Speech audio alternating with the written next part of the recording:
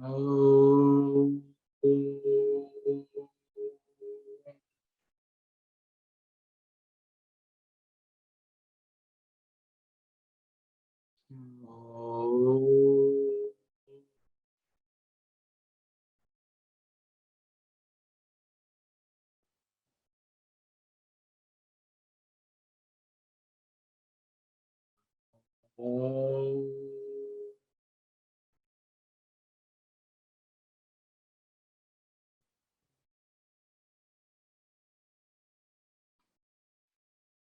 Sai Ram, everyone. Just to recollect what we discussed last week before we closed session with the first day of Geetha Vahini. Swami is initially speaking about the importance of the Gita, how we should approach the Gita, and with what state of mind we should study it, and a couple of various aspects that we should keep in mind while studying it, Swami mentioned. And Swami also spoke about what exactly is the Gita, that the Gita is nothing but the essence of the Vedas. It covers the Karma Kanda, action, worship, Upasana Kanda, and the Jnana Kanda, which is the Jnana Marga. Swami says that all three are covered there.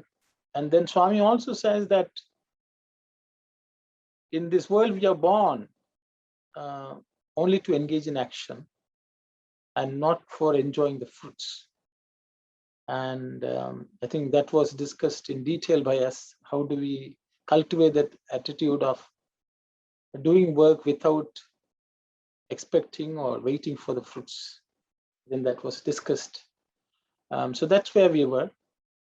I think I will ask Sister Narmada to read on, but I think there was one point, I think there was still a lot of discussion, which is the second sentence in the Geetha Vahini where Swami says there should be Bahiranga Parikshana and Bahya Nirikshana. Swami says for Gita, those two are important. I think I will ask Auntie Mani Bhashyam to speak on it because there were some questions even afterwards. So I will ask Auntie to talk about it. Sister Narmada, if you can go to the previous slide, if it's possible, it's okay. Just the first paragraph. Yes. Yeah, Sairam. So the second sentence, actually, you must take up its study in an attitude of submission and expectancy. This was the word which caused a lot of confusion in our minds. I gave some explanation on that day, but I was not very happy. I asked Arun, brother Arun. He also explained that, in a different perspective. And Kalyani asked the same question. So we thought today we should make it very clear. Swami in Telugu, what he says is, Geetaku Bahiranga Parikshanamu, Bahya Nirikshanamu Atyavasaramo. This is like a sutra. We are not able to unravel what Swami is trying to say. First, of course, Bahiranga Parikshanam is to, what Brother Arun said was, you have to go deep into the meaning of the words related by Swami, Bhagavan Krishna, and analyze it, understand it, go deep into it, and then assess it. So just like in Shirdi Baba's story, how Pariprashnena Sevaya, one incident when Shirdi Baba is giving an explanation to this particular shloka in Bhagavad-Gita. So what he said, this is exactly what Swami wants us to do. When we read Gita, it's not just reading the lines one after the other. It has a deep meaning. We have to understand it first. And then go inside. He said, Bhakya Nirikshana, he said, go into it, go inside, deep inside in you, and then understand the meaning. I came across Arun just today. Yes. Bhakya Nirikshana can be translated as outlook. Bhakya Nirikshana. But what you said was bahira ikshanamo, that is to see or to perceive. So it is not only necessary for us to perceive the outer meaning of all the words, and let us take it into deep into our inside and understand it. So parikshana, nirikshana, these two words are giving the meaning that you have to perceive it from outside as well as take it into the deep side, deep inside. Bhakya nirikshana. That's what she was saying. But I came across this word, is it right or not? I don't know. Outlook, Bhakya nirikshana is atyavasram. Is it the correct way of interpreting it? I don't know. Outlook. I think all meanings are equally appropriate, Auntie, at different levels, I would say. I think outlook. Yeah. Outlook doesn't mean no looking out. No. Yeah, so no, it's not. It doesn't mean state that of mind. It's a state of mind. And moreover, another word also came to me. Parikshana, nirikshana, pravrutti and nivrutti. That also is also appropriate here. Pravrutti is to outside, understand from outside, and nivrutti is to go inside. So these two meanings also can be applied here. And I leave it to others also to share what they think about this. Saira. Thank you very much, Auntie. Thank you.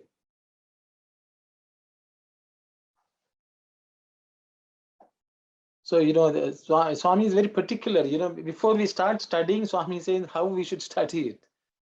Because Swami doesn't want us to just read it. He wants us to analyze, examine, contemplate, look within, translate it into action. Everything is sort of covered in these two words from what we can see. So Swami says, don't negate the world outside. Look there and find God there also. Look within and find God there also. And this process, if we follow, then Swami says, then we understand Gita. So Swami is giving us, is preparing us so that we study it properly. I think that's what Swami is doing. So I'm sure Swami will elaborate and explain to us as we move on also. So we thought, it was, it touched these two, how do we study, that's important. So we thought we will spend a little more time. Thanks, Auntie, for explaining. And I think if others don't have anything, we will go to the next. Okay, next.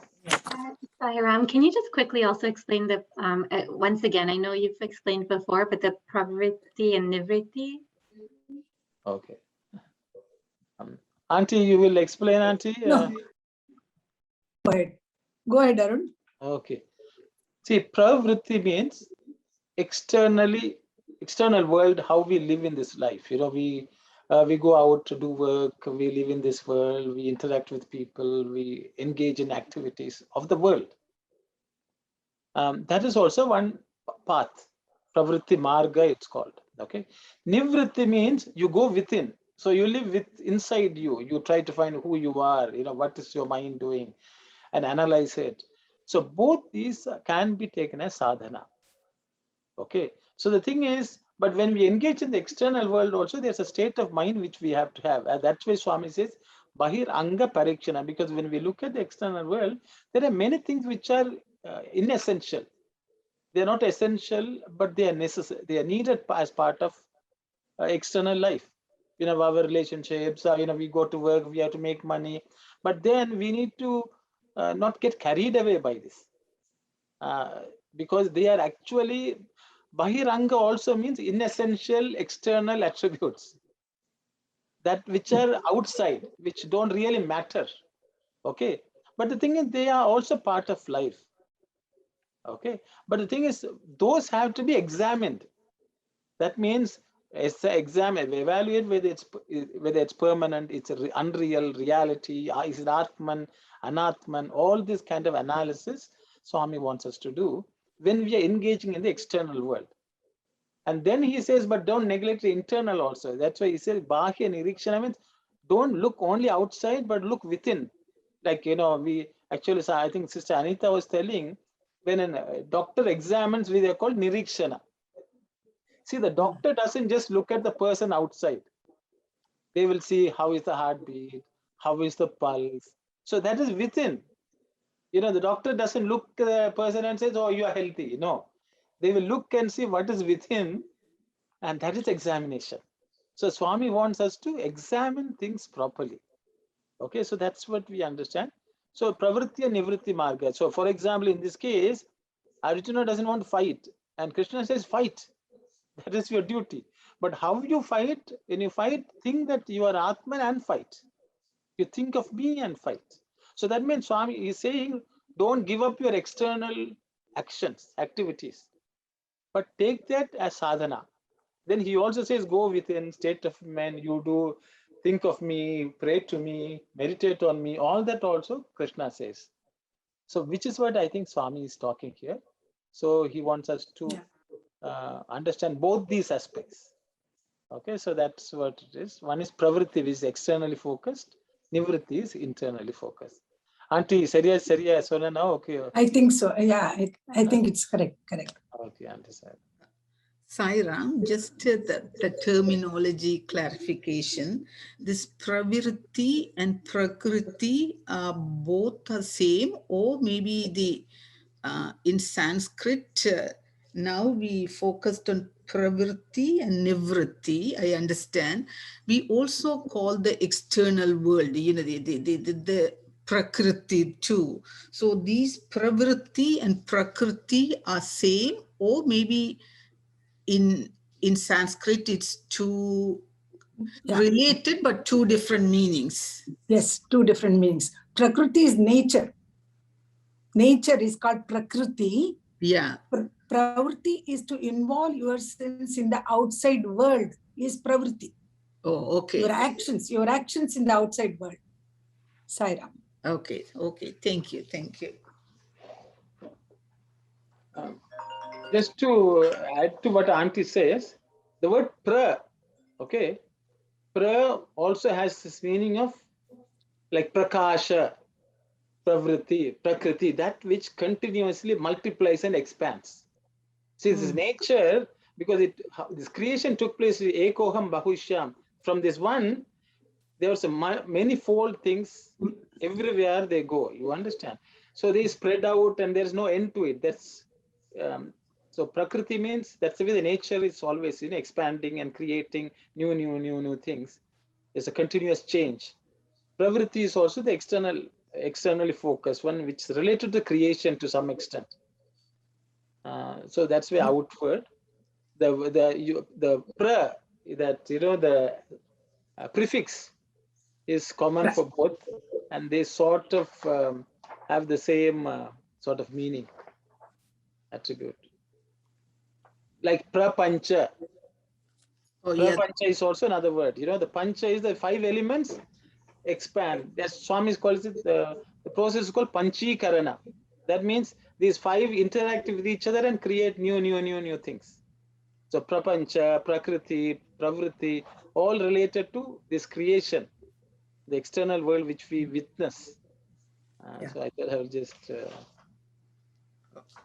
Thanks, brother. Maybe the prefix, it's for same for everything. That's why it's sounding, the sounding of the word also. I thought pravritti and prakriti, maybe it's now I understand that the prefix, it sticks with each word. Yeah. Yes, yeah.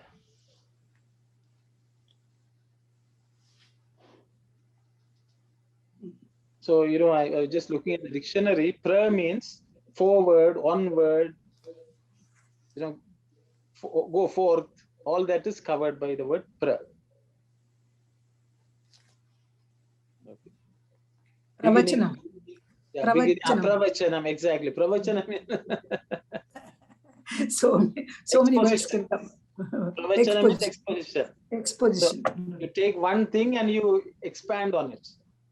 Yeah. Pravachanam, somebody is giving a lecture, discourse is called pravachanam. Vachanam is sentence. Pravachanam means sentence after sentence. Expand it. Exposition.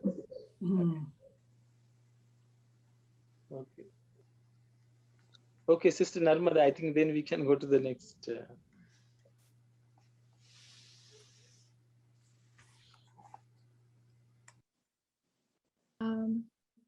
So, Saira, really speaking, people have come into this field of activity, Karma Kshetra, only to engage themselves in activity, not to earn the fruit of such activity. That is the teaching of the Gita, its fundamental lesson. The Gita is a quintessence of the meaning of all the Vedas. Rituals and sacrifices, the outward directed activities, are mentioned in the preliminary portions of the Vedas.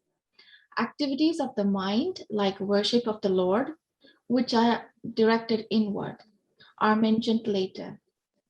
And the yoga of spiritual wisdom, jnana, is also expounded to minds thus clarified and purified. Any individual, however scholarly, cannot escape delusion and therefore is subjected to grief, which acts as a brake upon activity. Arjuna, the great hero, capable of great renunciation and of great wisdom, is deluded by the awful needs of war, and his grief handicaps his activity too. He confuses the body with the self. He starts identifying the world and takes this delusion as true. He believes that his worldly activities, according to that false identification, are his Atmic nature, Atma Dharma. This is the tragedy not only of Arjuna but of all humanity. Therefore, the Gita is of universal and eternal value. The study the Gita is to learn the art of swimming across the sea of delusion. The Gita is the very voice of Lord Krishna. The fact that it has provided consolation and liberation to millions of people is evidence of its divine origin. A lesser person could not have given it that authenticity. Okay, thank you very much, sister. Just one, for example, the first paragraph, the word rituals and sacrifices are mentioned. The word Swami has used yajnas and yagas. That was what was in the translation, original translation, but I think somebody must have felt it is Sanskrit words no one can understand, so they've changed it to rituals and sacrifices. The word Swami has used is yajna and yaga. At least that's in the translation, and Auntie can say. Yeah.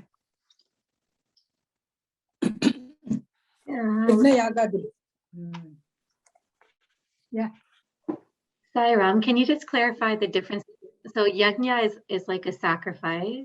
Yaga? So, Auntie, you want to say anything? You please go ahead. So yajna means it's a sacrifice, giving up something. Okay. Generally, the Vedas tell they have this homam in which actually people offer. Okay. So what you offer is called yajna. The yaga is the whole process of it's called yaga. Okay. So the entire Ashwamedha yajna, yaga, both ways, they're sort of interchangeably used from what I understand. Though they are related, they are not necessarily identical. One is the offering of something into the fire itself is called yajna. You give offer. Yaga is the prayer or aspect also, which comes from that offering. Okay, this is my understanding. So Swami has used both the words. Okay, they are related, but not necessarily the same. But Auntie, edhum sollanuma adula? Yeah, same. I think just like those two words are always used together. Yagna yagadulu. Yagna yagadulu, it is a sacrifice only. And the oblation which you give in the yagna is called yagna, is it? The oblation which you pour into the homam is called yagna. Yes. Sacrifice something, give something back to. Yeah. If you want to look at the Sanskrit word, the root word is called yach. Yach means to give. Give. Okay. Yachakam.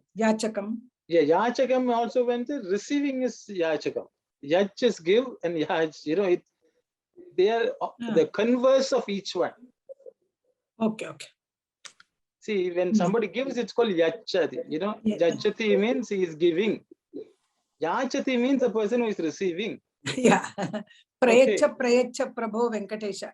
Prayacha Prabho Venkatesha. Give me. Yeah. So Yach is to give. Yacha is to receive. Receive.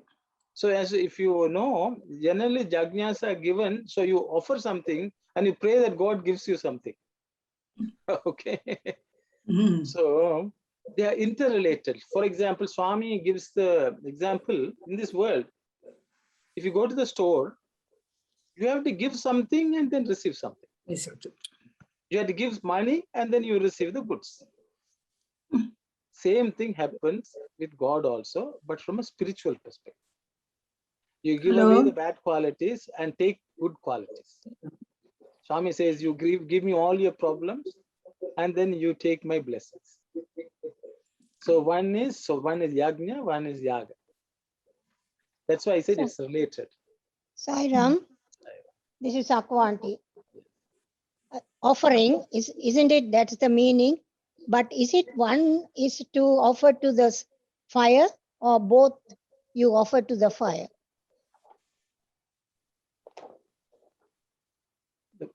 We are getting into a slightly different discussion, but the thing is, Swami says the fire is the postman. The mailman is the fire. Fire is, you just the way you go and mail a letter in the mailbox. Once you drop it in there, it reaches the destination. So the fire is only a transmitter to the destination to which you want to send something. And he also delivers it back. Just the way you send a letter, the reply comes back. The fire also brings you the result. So actually, if you look at, Rama, how he was born, Dasharatha conducted the yajna. That means everything is offered into the fire. And then from the yajna, somebody brings the Amrita Kalasha and gives him the Amrita, or the potion, which the queens. So it is a give and take. Ichu Puchukar, Swami says, you have to give and then you have to take. Thank you, Sai Ram. So that may be the reason in Hindu, the practice, or in Hindu religion, we always light the lamp before our prayers, because then only our prayers, it would be transmitted through the, maybe the light of the lamp, and maybe the same, maybe the message, it would be coming through that. Maybe that may be the reason in our tradition, always we light the lamp, before we do anything, to reach the prayer. In most spiritual tradition, it is the practice, I think, sister. Light has always been a part of every spiritual tradition. Yes. Maybe Jhana is more important because in that Jhana, it's oil, maybe the oil lamp, only a small the element of the light would be maybe the prayers, it would be transmitted by a small the flame, but in the Jhana, it's like a full of fire. Maybe all of our prayers, it would be transmitted powerfully. Maybe now I understand the reason, the why those days, or maybe in the earlier days, they always do the Jhana and Yaha, even in the temple, everywhere.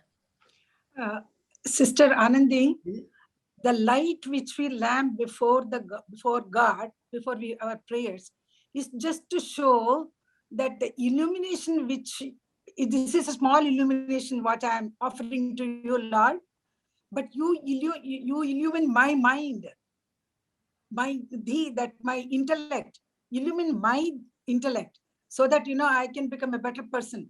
That's also the reason why we show the lamp to Bhagawan. This lamp is nothing for him. He is the light of lights. He's the light of all the lights.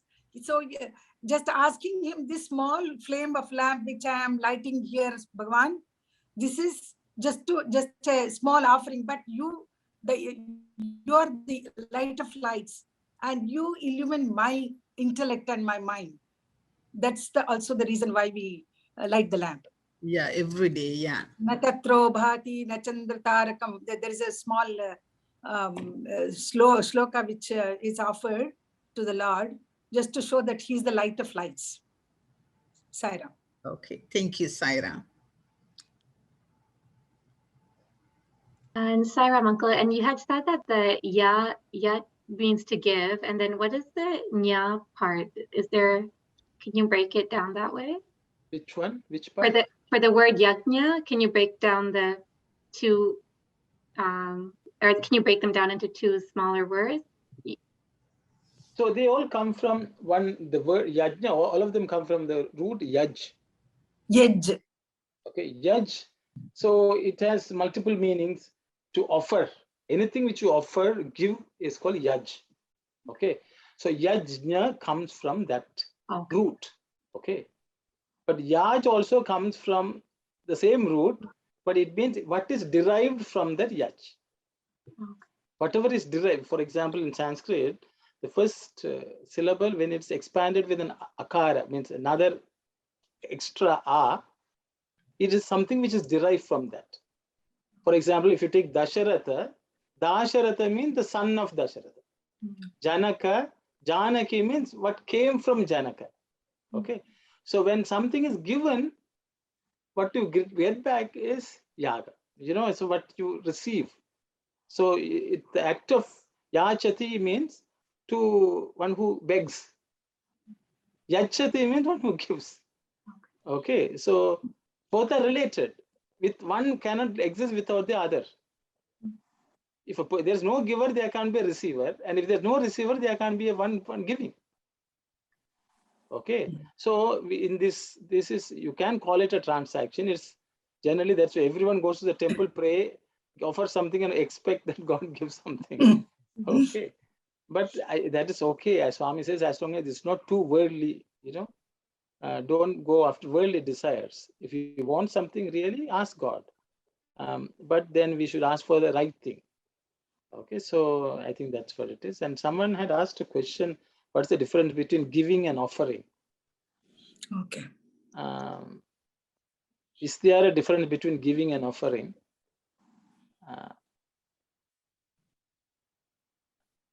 I think generally we think that we are giving and we are not expecting anything, but our mind always expects something.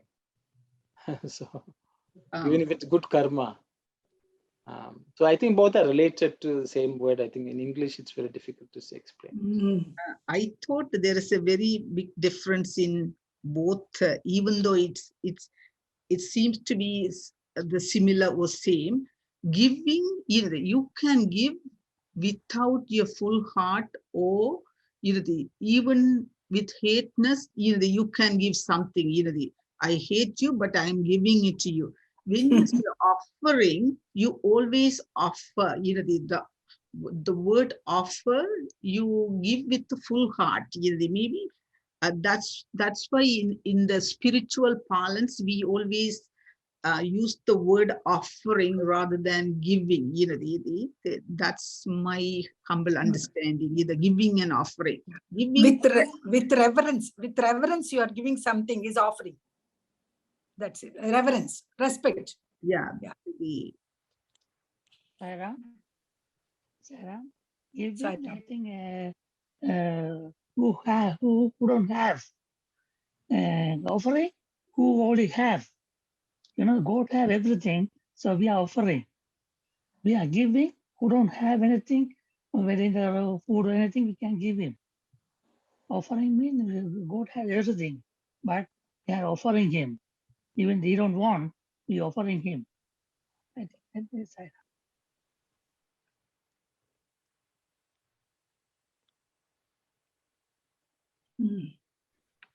So,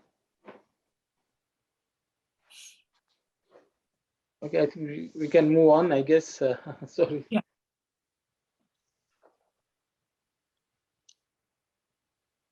Next. Yeah. I think, Sarah. no, okay, no, and I go back. I think some of the, I don't know whether anyone wanted to discuss some of the other paragraphs. Sorry. Yeah, I think we didn't do the look at the second and third of it. Yes. Yes, So correct. if anyone wanted to discuss, I thought.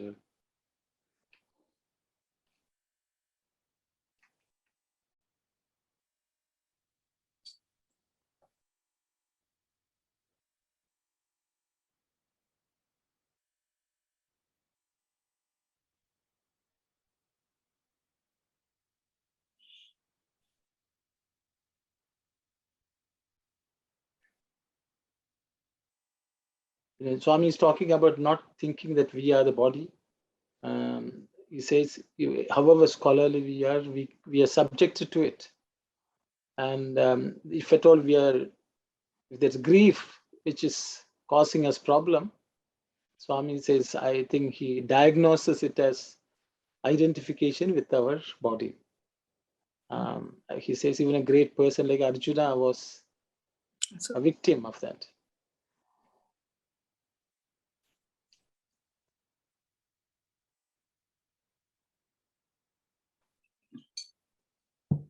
Okay, so I think if everyone is okay, we'll move on, because again, Swami is going to anyway elaborate on many of this. Saira.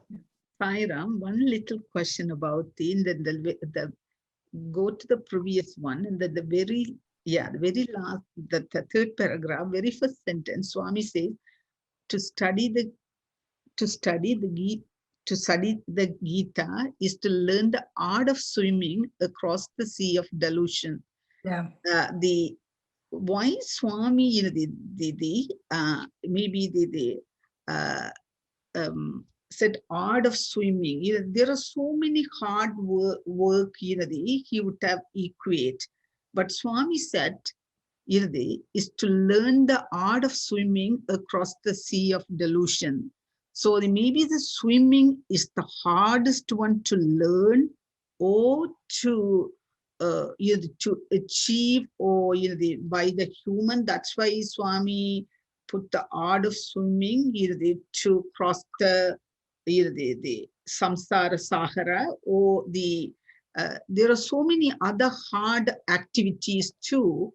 I was wondering why Swami, you know, equated art of swimming. Maybe in order to swim, you have you have to fear of, you know, something. You know, if you fear to the water or something, then you can't even get into the sea, you know, to start the swimming. Then even if you start the swimming, then you have to have the strength, you know, to, you know, to swim by your hands, so in the float and all those techniques you have to have. Even if you have the techniques, you shouldn't be tired in the middle of the sea, then you would go down. So, you know, there may be so many things in that. That's why Swami equated art of swimming. I have had a long time this question. You know, even though we all say, you know, the crossing the samsara sahara, and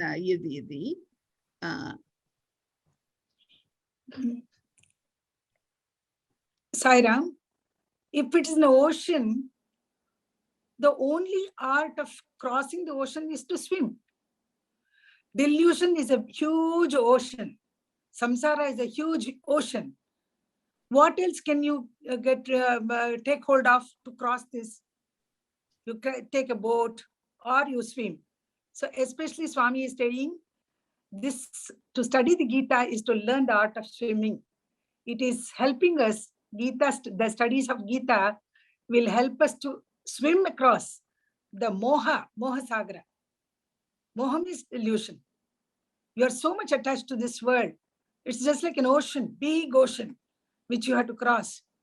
So crossing the ocean is only to learn how to swim. That's what I understand. If I'm wrong, please correct me. Thank you, Auntie. Yes, Sister Anandi, you're okay, I guess. Because Swami is equating the existence to Bhava Sagara. Swami is called Samsara Sagara. Sagara, that's the word Swami has used. And I think Swami also uses it in a poetic sense. In Telugu, the word Geetha rhymes with Geetha. Also, Yeah. you know, Samsara Sagaram Datuttaku Geetha. yes. Geetha any talanchavalenu. It is swimming. Geetha means swimming. So Ear. Geetha is swim. In Telugu? Geetha. yes. Geetha. It's called Geetha in Telugu. Oh, Swami saying Geetha is an ether. oh, Yeah, maybe yeah. the poetic, maybe rhythmic. Here the Geetha. Rhythmic. Geetha okay. is Geetha. Yeah, okay.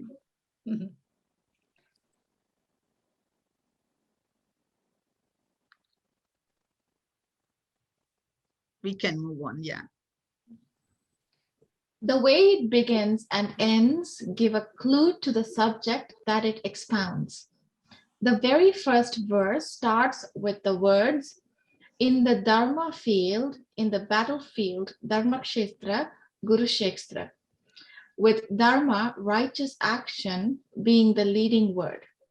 The last verse of the final 18th chapter speaks of wherever the master of yoga, Krishna, Yatra Yogeshwara Krishna, and the phrase master of yoga sums up the dharma that is taught.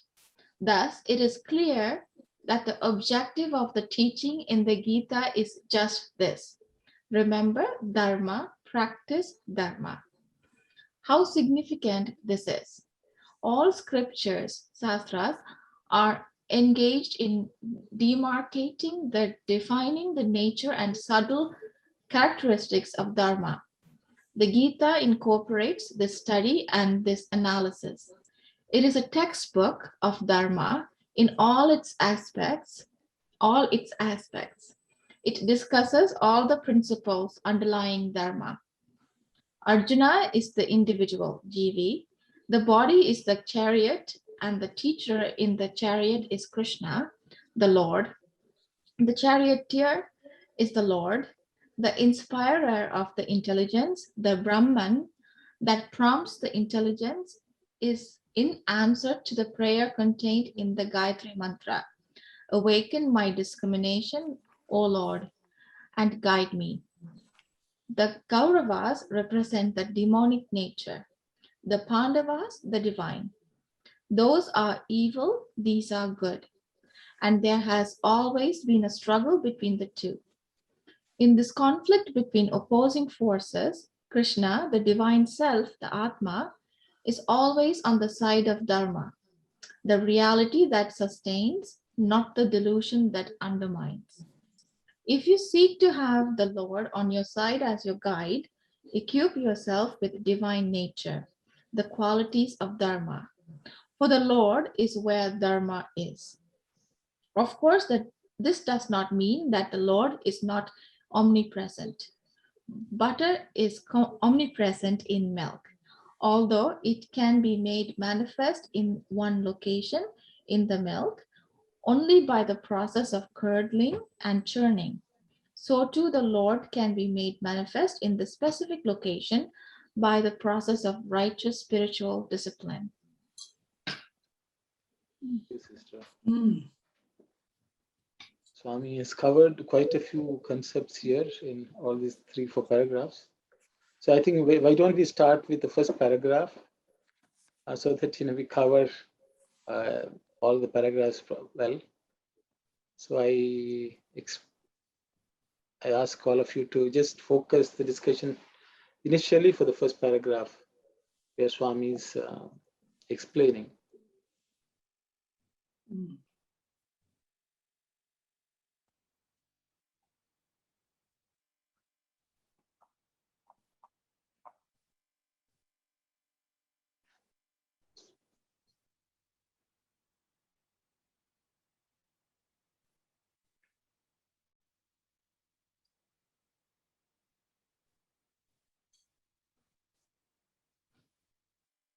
So Swami is making reference to the first sloka of the Bhagavad-Gita where which is Dharmakshetre, Kurukshetre, Samaveta Yuyutsavaha, and so on.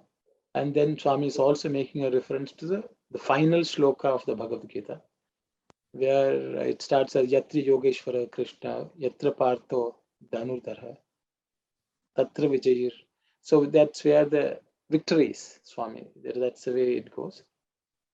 Tatra Sri Vijayo Dutir Mama. Mama is the last word. Mama Dharma. Yeah. The last word is Mama, and then Dharma is the first word. So together they are combined. That is Mama Dharma. My Dharma. Okay, so.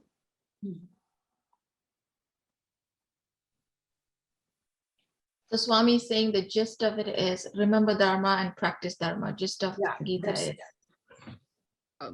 So Swami is telling so always Dharma field would be the battlefield all the time. That's why in the very first verse of the Bhagavad-Gita, in the Dharma field, in the battlefield, Dharma Kshetri and the Guru Kshetri.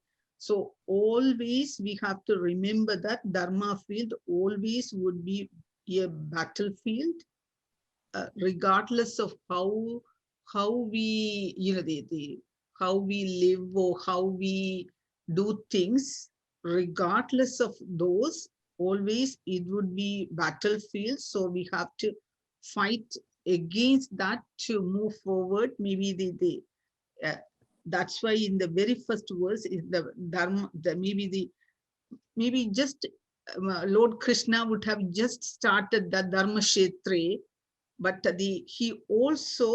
he indicated Lord Krishna Guru Kshetri too. So whenever the Dharma comes into play, the maybe battlefield also comes as a twin. So wherever we want to stand out for dharmic reason, so we also should expect, or should be ready to war against the adharma too. I just thought rather than Dharma Kshetri, why it has been brought into the battlefield too.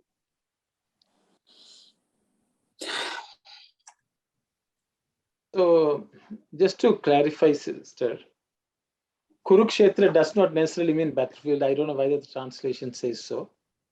That's the first point. Yeah, correct. It's not. Kurukshetra is, I would say, it's. It belonged to Kauravas. The Kshetra where the battle was fought, it belonged to Kauravas, but it was also belonging to Dharma. That is Pandavas also. So there are two sections, two army, Pandavas and Kuru, Kauravas. These two are fighting on that field. So it's called Kurukshetra is because that Kshetra belonged to Kauravas. Duryodhana ruled there. So this Kuru, K-U-R-U, my understanding is the darkness or dark. No, it become the word Kuru here, Kaurava, Kuru. Kuru is a Vamsha. Oh, Kuru Vamsa. Oh, Guru Vamsa. Okay. Yeah. So just to add to that, the word Kuru also means do. Do. When you ask,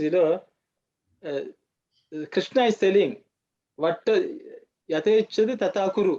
Okay. In the Bhagavad-Gita, after telling everything, all the advice Krishna gives, Krishna at the end is telling Arjuna, what you want to do, you do that. Whatever you wish to do, you do. I have told you all this. Yatha ichchadi tata kuru. Whatever you wish, you do that. Tata kuru means that's an instruction Krishna is telling Arjuna. So the word kuru also means when you ask somebody to do something, you say kuru. Okay, it's an instruction to asking somebody to do. So the word Kurukshetra also can be Karma Kshetra. Means where you engage in action. Okay. So I think Swami, there are other discourses where Swami says in this world, the world can either be a Dharma Kshetra or it can be a Kurukshetra. The same place can be either this or that. And so the choice is given. Do you want to keep this a battlefield or Kurukshetra where you're fighting with the Kurus. That's what Auntie is telling. But this word Kurukshetra, you should understand.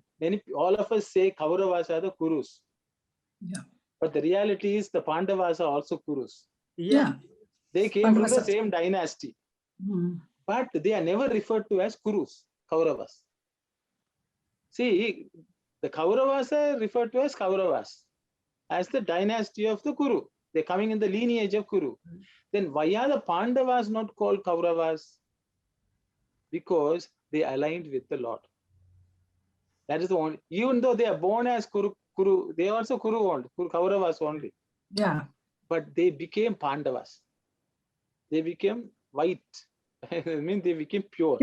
Pure. So the choice of whether you want to be a Kuru or whether you want to be a Pandava is offered. So Swami always says, Swami gives this contrast. Swami says the battlefield, the battle of Mahabharata battle became a dharma yajna for the Pandavas. The battlefield became a dharma kshetra, a yajna bhumi for the Pandavas apparently. But Swami says, in the case of Daksha Prajapati started a yajna. But because he did not invite Shiva, that yajna bhumi became a battleground. Okay, Swami says the same bhumi, the same land can become this or that based on the way you engage in action. Daksha was starting out with the yajna, it ended as a battle.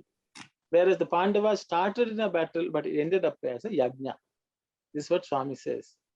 So that both are possible in this world. Is my understanding, sister. I will stop here.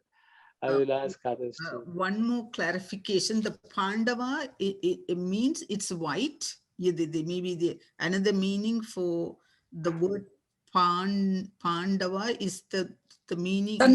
Son of Pandu Raja. Sons of Pandu also Pandavas. But Pandu means white also, purity. White also, because I learned why I asked, because just now Brother Aruno indicated maybe the word Panda or Pandu, its meaning of white. Maybe Kuru also, it's the meaning of black or the ignorance or maybe evil. I thought. Yeah, there's some sort of connection, opposite side, Yeah. Dharma Kshetra and the Kurukshetra. Yeah. See, Pandu, the Pandava's father, he suffered from something called Pandu Roga. Pandu Roga. So, your skin turned white. Oh. I think, yes, okay. So, that is why he was called Pandu. Okay, he suffered from Pandu. Okay, because he was suffering from an ailment. Okay. And but if he was called Pandu, Pandu means white. Yeah. Okay, so the Pandavas means two meanings. One is the son of Pandu, but it also means they are pure people. Okay. So these are explanations Swami has given. I'm just repeating. Yeah, that's the reason. So they are also Kauravas actually. Okay, yeah, they also are part of the Kuru lineage. Okay, but who became, because they were with Krishna.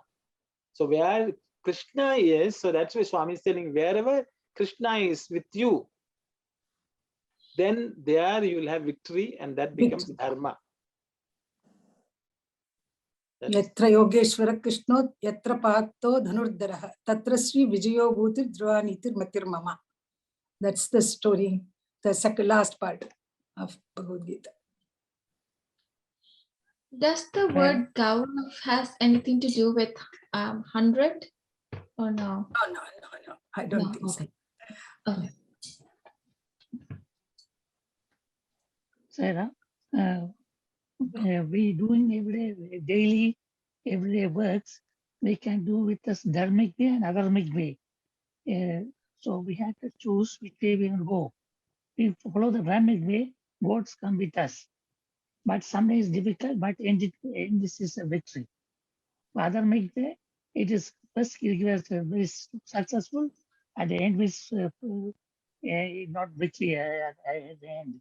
Not daily, our any other places we go finish the work very quick. We give some money, so finish the work very quick. So that's the Adharmic way. But when any trouble come, all other people get captured. Because the dharmic way is take a little longer, but the God is stay with you and finally get the victory for you without any money. Thank you, sir. Thank you, brother. Thank you.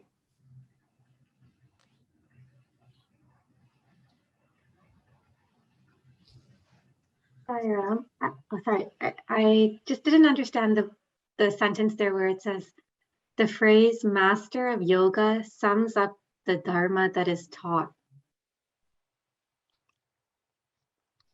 Yogeshwara. Auntie, you want to read what in Telugu? Telugu. ఒక్క నిమిషం. గీత యొక్క 18వ అధ్యాయమున చిట్ట చివర యత్ర యోగేశ్వర కృష్ణ అను శ్లోకమును ఇదే ధర్మ శబ్దము క్లుప్తముగా బోధింపబడినది. కావున గీతాభిప్రాయము ధర్మమును స్మరింపుడు, ధర్మమును ఆచరింపుడు అనునదే అని స్పష్టమగుచున్నది. ధర్మ శబ్దం ఎంతో గంభీరమైనది. చూడుడు.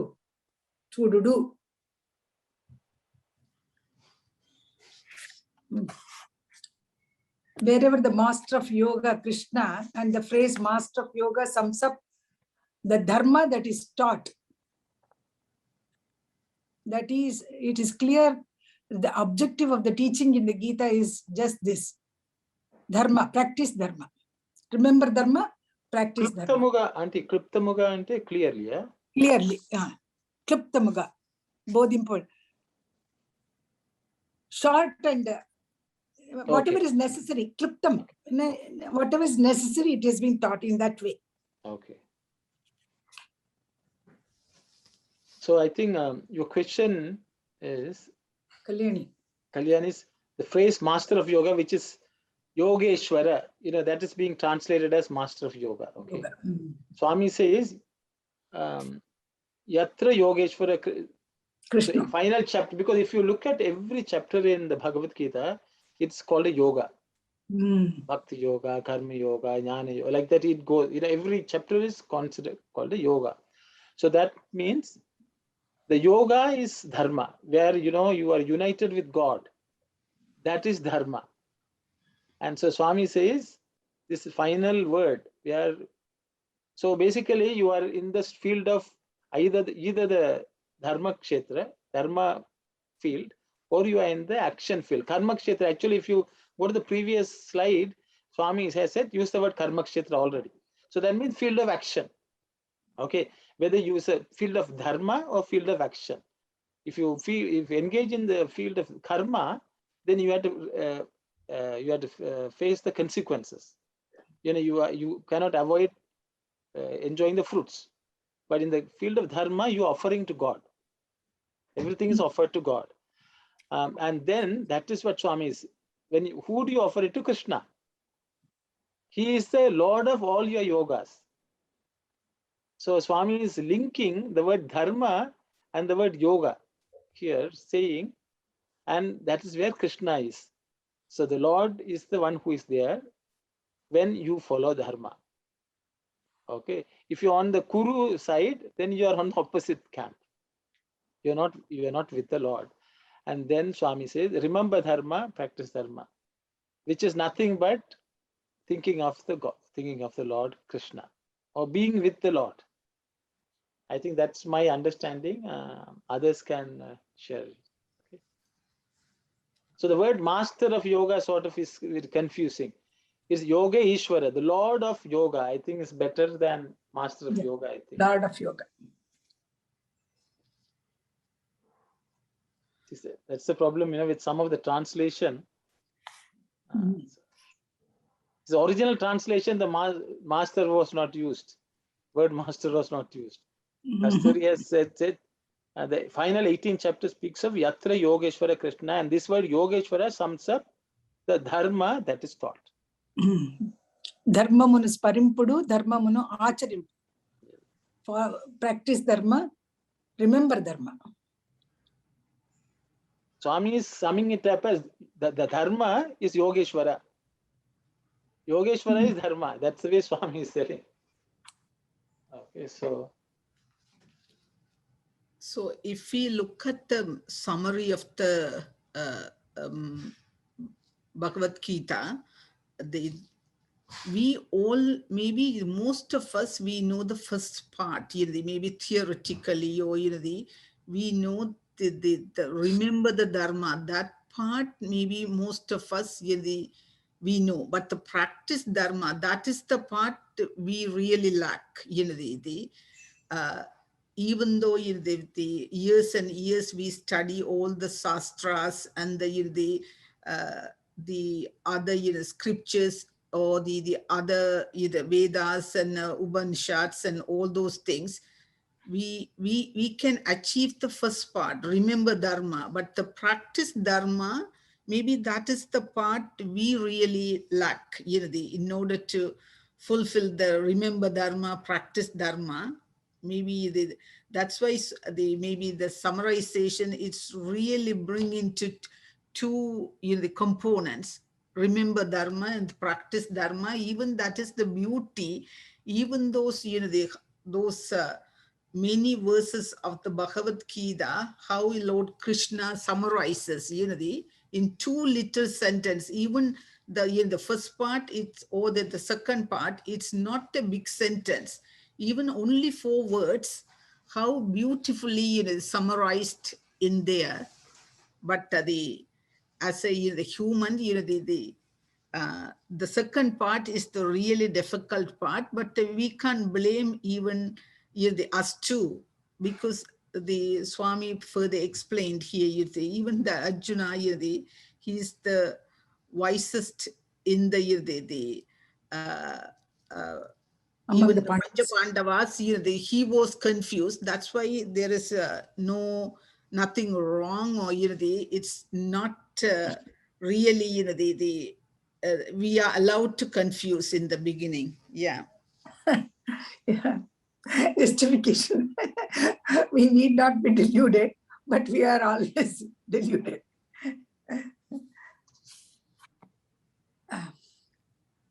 See, in the 3rd paragraph, Sister Swami is giving an answer. It looks like if you read the last sentence, because where God is, and then Swami is saying, if you seek to have the Lord on your side as your guide, equip yourself with divine nature, the qualities of dharma. Equip yourself with divine nature, the qualities of dharma.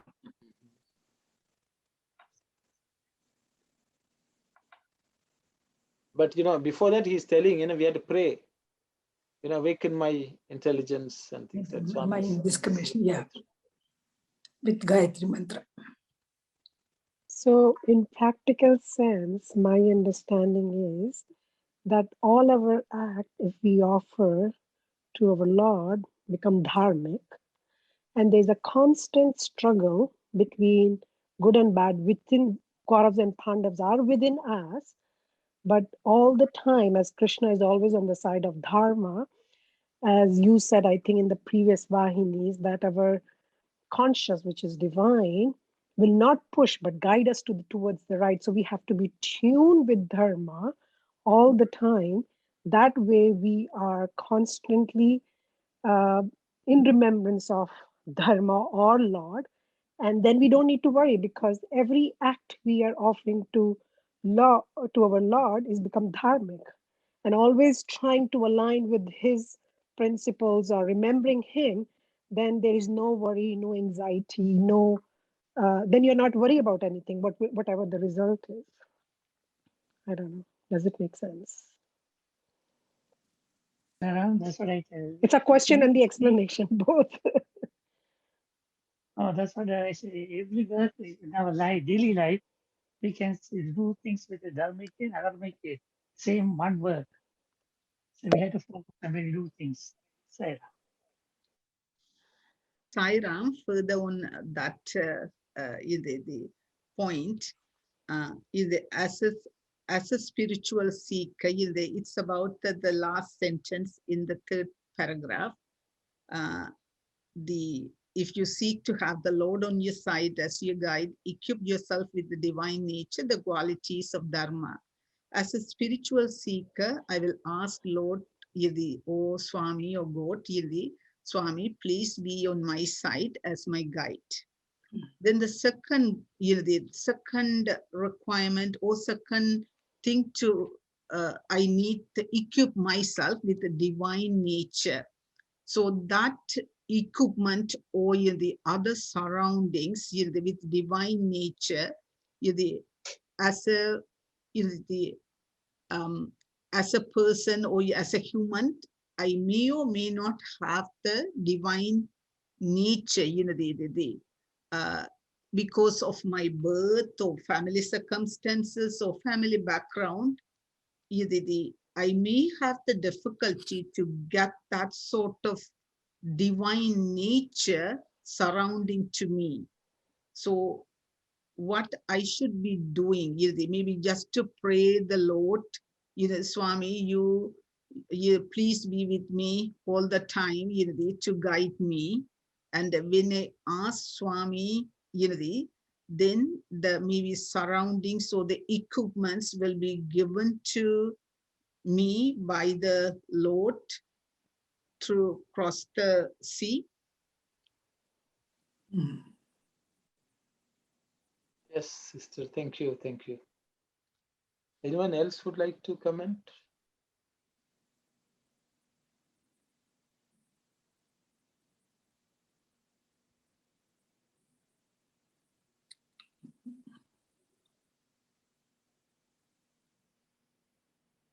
Yeah.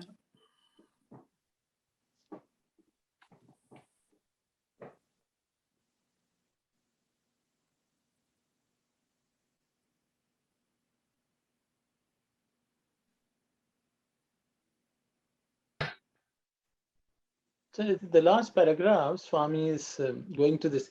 If the sentence preceding is, if you seek to have the Lord on your side. Okay, so I think Swami then is like, if we have to ask God to be on our side. Okay, once he states that, then he's sort of clarifying it in the last paragraph. Of course, this does not mean the Lord is not omnipresent. And then he says, but even though Lord is omnipresent, Swami is acknowledging that there's a process involved to manifest him in one place through the right discipline. So Swami is...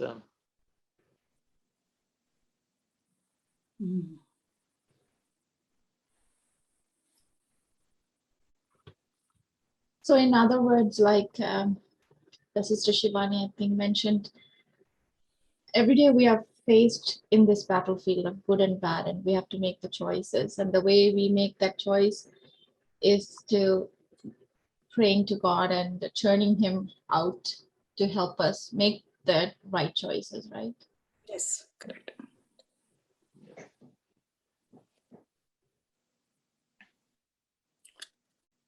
Because Just yoga, like, the word, sorry, Andy, go ahead. Just like the butter manifests itself when you churn the yogurt, in one place it will come. The butter, when it comes, it is just in a shape, in one shape, and it comes up. So also, when you have Lord on your side, he will guide you to have that dharma sampatti. He says, dharmamanu paripakkastananu paramatmudu sakshat swarupanu dharinchuno. So when we cultivate good habits, so the Bhagawan will come and help. He will manifest in us, and he will be able to help us to attain the victory. Jayamu achata tappadu. Yatho dharmas tato jayam.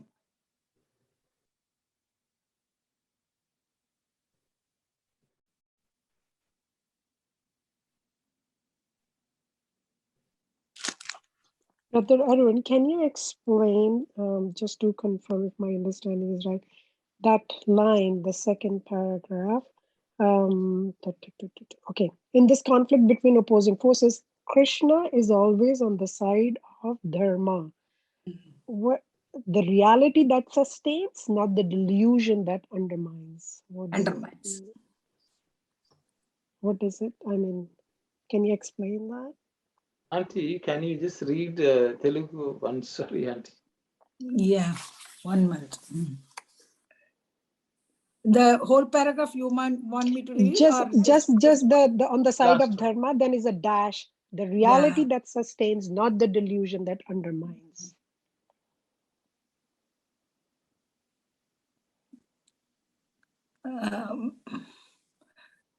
పాండవులు దైవ సంపత్తి కలవారు. ఈ సదసద్గుణములకెల్లప్పుడూ సంఘర్షణము జరుగుచునే ఉండును. అప్పుడు ఆత్మస్వరూపుడవు కృష్ణుడు ధర్మపక్షమునే వహించును. కనుక కృష్ణుడు మన పక్షమున కావాలన్న ధర్మ సంపత్తిని కలిగి ఉండను.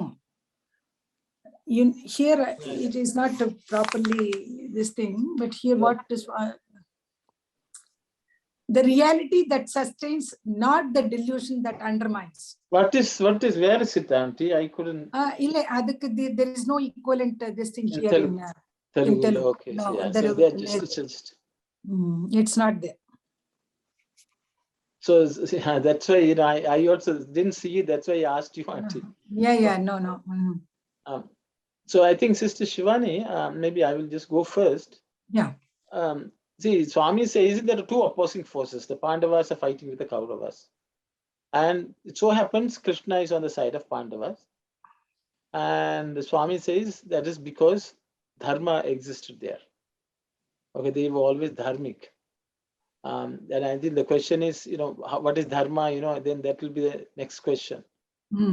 But I think more than anything, what the Pandavas recognized was Krishna is where Krishna is, their dharma is. So they went and asked him to come to him, their side. So I think Krishna will not come where there is no dharma, because you should understand Duryodhana also went to ask for Krishna to come. And Arjuna also went. But the reality was, Arjuna, even though he wanted Krishna, he really did not want Krishna. He wanted the power which comes along with it, or his forces. Whereas Arjuna just wanted Krishna. I think that is the clarity from what I understand. So if you relate to the earlier one, awaken my discrimination, oh Lord, guide me. The reason why Arjuna asked for Krishna is he wanted the guidance more than anything else. So I think that is how he won Krishna. That's my understanding. I don't know whether I answered your question, sister. So brother, for any action, if we individual, I'm just very, very basic things, take our Lord with us, think all the time about him. So we are dharmic, so Bhagawan is with us. Is he with us? Or is just our delusion that even though we offer everything, before we speak, before we do, if we offer everything to him, so is he with us? So I think I will open it up for discussion. Anyone, so our sister's question is very simple. She says, whenever I'm doing something, I just pray to Swami and then I do it. Think that he is with us, with me. Is it just a deluding ourselves that Swami is with us, or is he there? I think that's her question. Sai Ram, this is Akwante. Yes, sir.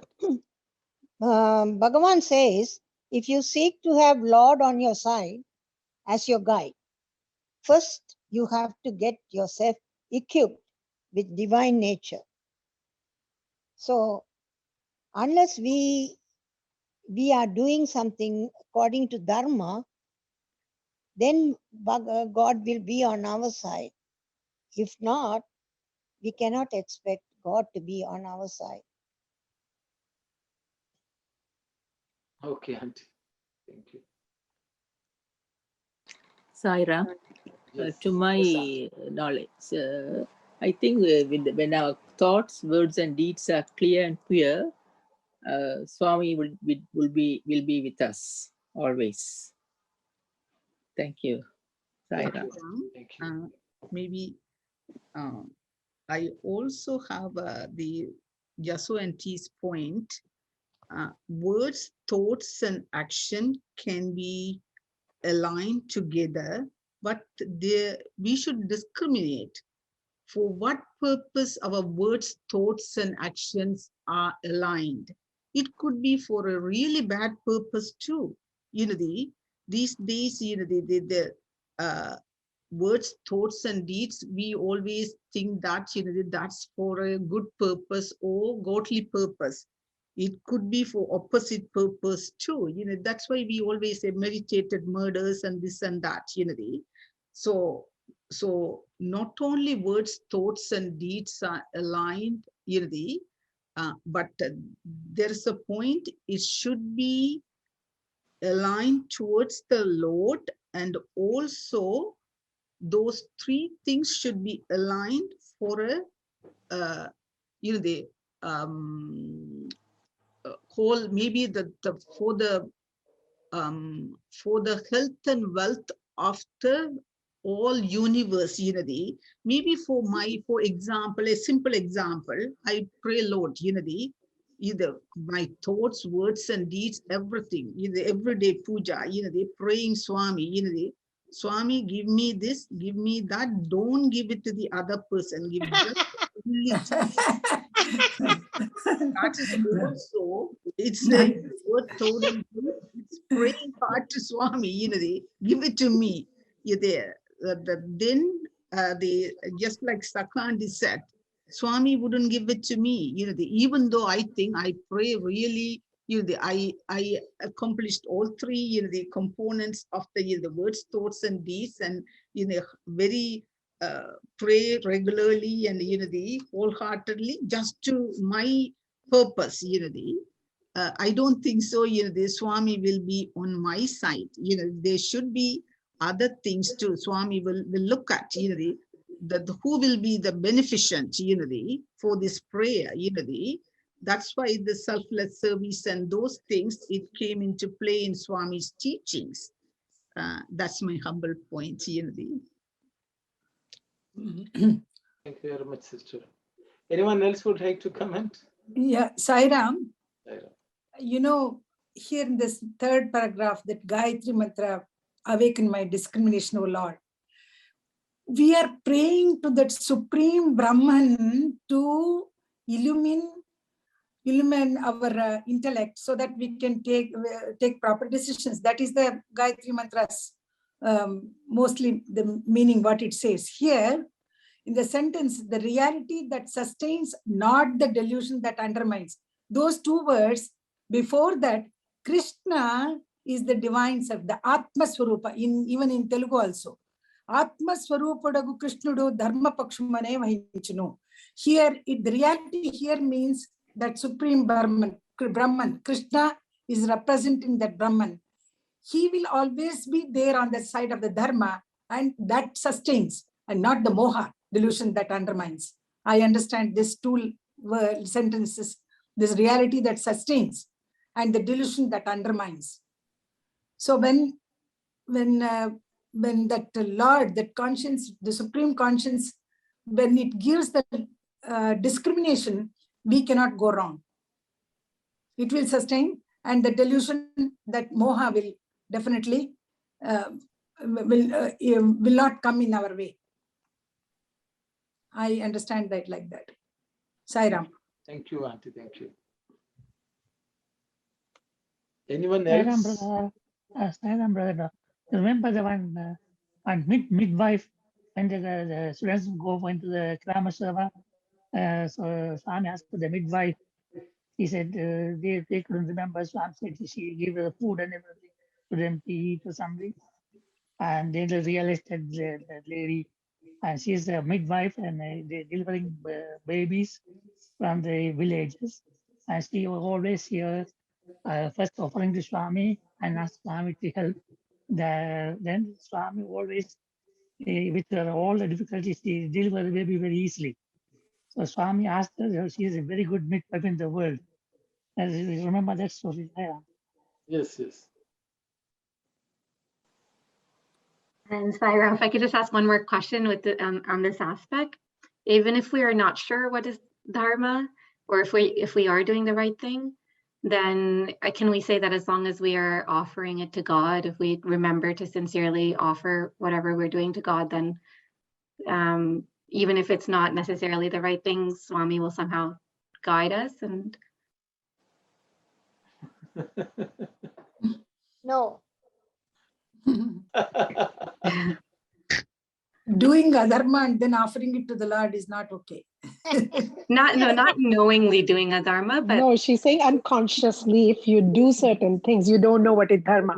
In my perspective, I understood, sister, to you. What you are saying is unconsciously, and that was my question too. Unconsciously, I don't know. I might not be, fully equipped with dharmic. I don't know. I cannot say I'm dharmic, but I know I'm very, I'm in my conscious, I'm doing everything. But the minute I offer to Bhagawan, I can be free with thinking whether it's adharmic, whether it's dharmic, but from my pure consciousness, with right intellect, I am doing this act and I'm offering to you. Now you make it whatever you want. I think that's what Sister Kalyani is saying. Yeah, I think I have the same question too. If you are faced with an option and in your right mind, I mean, within your capacity, within your intellectual or in your heart, you think you are doing the right thing and you offer to God, and would he guide us if in that event, if it is not the right choice, would he guide us to make the right choice? That's what I was asking, because you may not know everything. Yeah, and of course, keeping in mind, love all, serve all, help ever, hurt never. Of course, not to mean where you are not benefiting, other are losing. That should not be the thinking. But am I doing the dharmic? Even towards your in-laws, towards your mother, towards your sister, towards your husband, towards your child. Any act you're doing, am I doing dharmic? The minute, even to me, even anything I have to discuss with my kids, I just tell to Bhagawan, give me words, because they're teenagers. I don't want to say anything which will hurt them or which I don't want to hear. So I'm offering to you. If that is the right word to come out of my mouth to guide them, let it be, otherwise stop me. So that's what I'm thinking. Does it become dharmic? Because otherwise kids will say, Mom, you talk too much. You give too much lecture. Very good questions. Very practical questions, I guess, So I think it's ultimately there's no one answer, I would say. My view is that we will always be faced with this challenge. And this challenge actually is a test for all of us. See, if you take Bhishma, Swami has talked a lot about Bhishma. See, Bhishma was on the side of the Kauravas. The reason he stayed with the Kauravas was there was a word which he had given to his stepmother, that he will support her children or grandchildren, whoever is on the throne. That was a word he had given. Okay. So for him, honoring that word was very, very important. Okay. So what he did was, he analyzed dharma. Like when Draupadi was even disrobed, she turns and asks him, do you think this is dharma? And he says dharma is a very complicated matter, because he was trying to analyze, is this dharma, is that dharma? She was lost, so maybe they can, whatever they do is right. All this analysis he was doing, so he couldn't give a straight answer. So Krishna says, that's called sarva dharman parityaja. If you are trying to analyze dharma too much, you will never end, because you are relying on yourself. So sometimes it's just to say, I will leave it to God. That's why Swami says Arjuna was just listening to Krishna. He said wherever Krishna is, he went to Krishna. Okay, and they just relied on him. See, he even says there was a difference between Dharma, Yudhishthira and Arjuna. So there was one question once someone asked Swami, one of the students asked Swami, this Dharma Raja was considered very dharmic person, But it is believed that, he thought because he told a lie, he had to go to hell for a short while. So then the student is asking, even though what he said, he told because Krishna asked him to say, Yeah, that is then it. why did he go to hell? Was the question asked. Then Swami told him, the boy, see, look here. Dharmaraja said that thinking that it's a lie. He thought he was the doer. So he had to face the consequence. But Arjuna, apparently, he gave up everything. He said, you tell me what to do, I will just do it. Like Bhima also supposed to have done things which were not dharmic, but they all did it just because Krishna told. So the thing is, sometimes knowing that you are with the Lord, I think matters. And sometimes, even if something you had to face the consequences, you should be willing to even face that. I think that's the only thing we can do. But of course, it is a challenge which so many people in the world have faced. So we can just say, pray and see Swami guide us, and then do the best we can. If it's a mistake, it's okay. As long as it's a genuine mistake. See, sometimes what happens is we do what is dharma with a devious mind, either to hurt somebody or harm somebody or something like that. Or when somebody is hurting somebody, also we will think this is dharma. Somebody is harming somebody, also will. So the mind plays so many tricks, I think. No easy solution. If it was so easy, Swami would have finished this chapter in one line. Swami has an entire book. So we hopefully one day, at the end of it, we'll figure it out. And I think, just to simply put, I think Swami is again going to speak about it. Swami will say, Swami, mat chitta, mat kata, so everything about me, I think, why should I say that? Swami is telling, think of me, always remember me, always pray to me, always offer everything to me, and that person will come to me. So all your faculties should be focused on God. And then we will be, then we can say we are doing Dharma. I think that's my understanding. It's not easy. Sorry, I know answer. I will ask others to say if they have something to say. Just to add to brother, you have said, and again, we should not forget, and Auntie was reinforcing that Gayatri Mantra has that power. So we might not know what is right, what is wrong, but the Gayatri Mantra can awaken our, faculty of discrimination. Always we are praying to the Lord to give us this discrimination, to choose the right path, to choose the right things to do. So Swami always will be on our side if we follow that. Unknowingly, sometimes, of course, we do some dharma. Everything is his, that's all. Offering everything to him. Even the adharma action which I have done unknowingly also is yours. When we submit ourselves to the Lord, surrender ourselves to the Lord, probably he will definitely help us. Sai Ram. Sai Ram, this is Akku Auntie. My question is, suppose you chant the Gayatri Mantra and illuminate your intellect, will it not automatically allow you to select the correct Dharma? Of course, it gives you the discrimination power. When you are discriminate, it gives you the right choice before you, and then you follow that path. That is what Swami always says. Before starting anything, say the Gayatri Mantra. So that we get that discriminative power to choose the right path. Yes. Thank you, Sai Ram. Sai Ram. Sarah, and when you do a thing, wrong thing, your mind says not good, not good. Please update this, shut down the mind, we do that, please. That's what when your mind says not right, stop.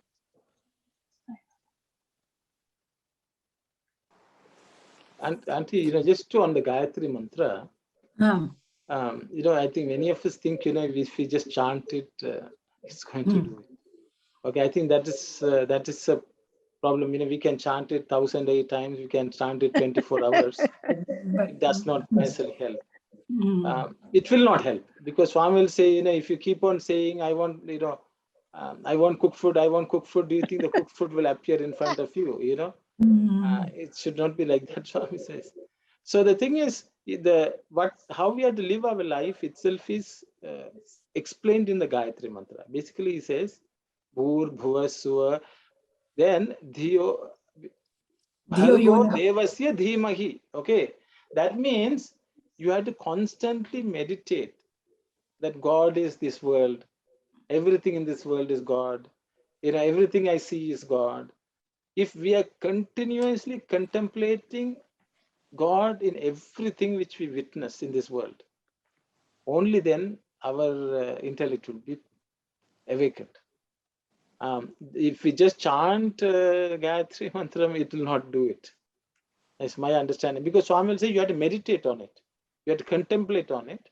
You have to live. Only then you can say you are really chanting the Gayatri. Then only it is the real prayer. So if we live like that, so basically that's what Swami will say. Later on, I think Swami is going to say, Manmana bhava mat bhakto matyaji mam namaskuru. He says, always think of me. Your mind should be filled only with me. Only do everything for me.